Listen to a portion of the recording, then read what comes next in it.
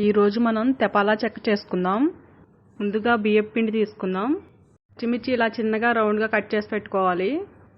ఉల్లిపాయ ముక్కలు, అల్లం ముక్కలు, కరివేపాకు మొత్తం ముక్కలుగా కట్ చేసి పెట్టుకోవాలి. లేదంటే పచ్చిమిర్చి అల్లం పేస్ట్గా కూడా చేసి వేసుకోవచ్చు.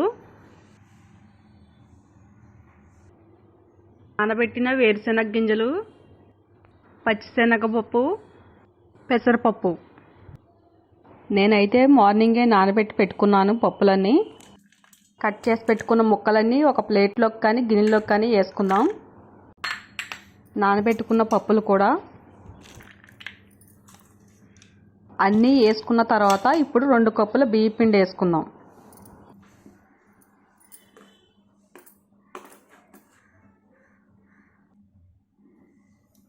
సాల్ట్ రుచికి తగినంత, 1 స్పూన్ జీలకర్ర. ఇప్పుడు మొత్తం ఒకసారి బాగా కలుపుకుందాం. కొంచెం కొంచెంగా వాటర్ పోసి కలుపుకుందాం ముద్దలాగా.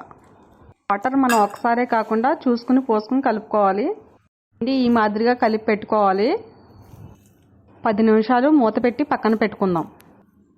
ఇప్పుడు ఖాళీగా ఉండే వెడల్పైన గిన్నె లేదా మూకిడి తీసుకుందాం. 2 స్పూన్ల ఆయిల్ వేసుకుందాం.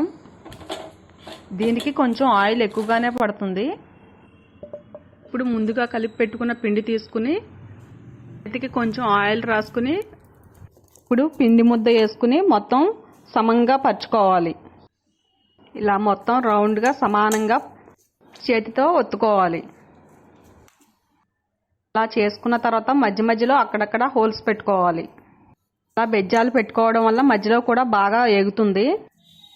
స్పూన్ ఆయిల్ బెజ్జాల మీద వేసుకుందాం. అలా వేసుకోవడం వల్ల మధ్యలో కూడా మంచి గోల్డ్ కలర్ వచ్చి ఏగుతుంది బాగా.